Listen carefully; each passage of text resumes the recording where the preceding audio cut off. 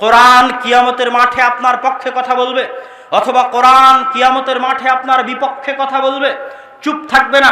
সিয়াম কিয়ামতের মাঠে আপনার পক্ষে কথা বলবে, কিন্তু বিপক্ষে কোনোদিনই কথা বলবে না। কথা মনে বুঝাতে পারিনি। আপনি সিয়াম থাকেন, সিয়াম আপনার পক্ষে সুপারিশ করবে। সিয়াম থাকলেন না, সিয়াম কি কিছু বলবে, অভিযোগ দিবে? এরকম কোনো প্রমাণ কোরআন এবং হাদিসে পাওয়া যায় না। কিন্তু কোরআন আপনি পড়লেন তো কোরআন আপনার পক্ষে আল্লাহর দরবারে কথা বলবে। আর কোরআন পড়লেন না তো কোরআন কিয়ামতের মাঠে আপনার বিপক্ষে আল্লাহ সুবহানাহু ওয়া তাআলার সামনে নালিশ করবে। কোরআনের একটা হক আছে। নিয়ামত যত বড়, সেই নিয়ামতের হক তত বড়। সবচেয়ে বড় নেয়ামা, আমার এবং আপনার জীবনের সবচেয়ে বড় নেয়ামা কি বলেন তো? যে আমাদের বাড়িতে, আমাদের ঘরে, আমাদের কাছে আমরা কি পেয়েছি? কোরআন পেয়েছি। এর চেয়ে বড় নিয়ামত নাই।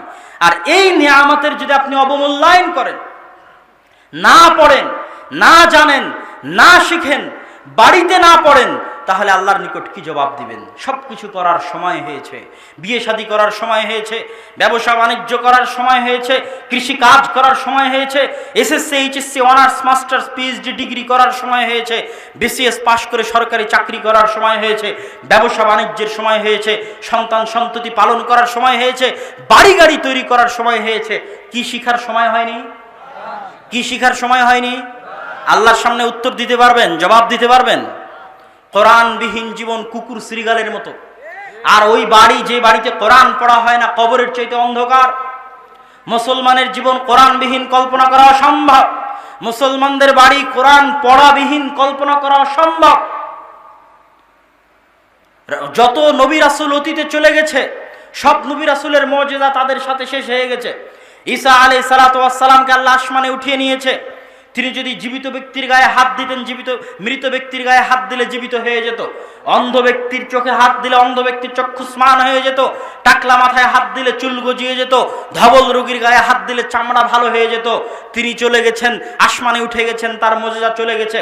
মুসা আলাইহিস সালাম চলে গেছেন, তার লাঠি বিদায় নিয়েছে, তার হাতের শুভ্রতা বিদায় নিয়েছে। মুহাম্মদ সাল্লাল্লাহু আলাইহি সাল্লামের বিদায় নেওয়া 1400 বছর হলো। আল্লাহ সুবহানাহু ওয়া তাআলা তাকে জীবন্ত মুজিজা দিয়েছেন। সেই মুজিজা হচ্ছে কোরআন।